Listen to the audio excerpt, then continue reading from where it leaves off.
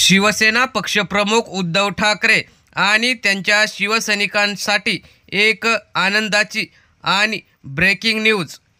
नेमकं झालंय काय ते आपण सविस्तर बघूया.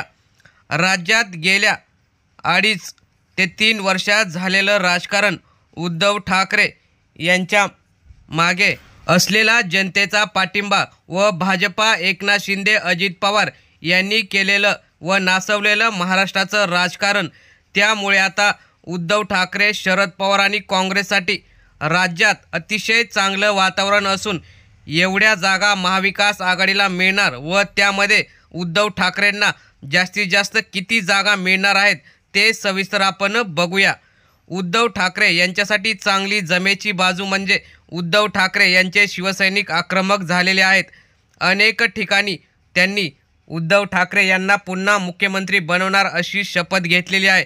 त्यामुळे जास्तीत जास्त म्हणजेच उद्धव ठाकरे यांना 90 ते 95 जागा या विधानसभेत 100% मिळतील असा अंदाज अनेक जाणकार व पत्रकार मंडळी व्यक्त करत आहेत. त्यामुळे उद्धव ठाकरे पुन्हा एकदा मुख्यमंत्री बनून फडणवीस, अजित पवार, शिंदेंच्या नाकावर टिच्चून पुन्हा सत्ता स्थापन करतील असाही अंदाज व्यक्त केलेला आहे. तुम्हाला काय वाटतं, उद्धव ठाकरे पुन्हा मुख्यमंत्री होतील का? आपल्या प्रतिक्रिया कमेंट बॉक्समध्ये नक्की कळवा. धन्यवाद.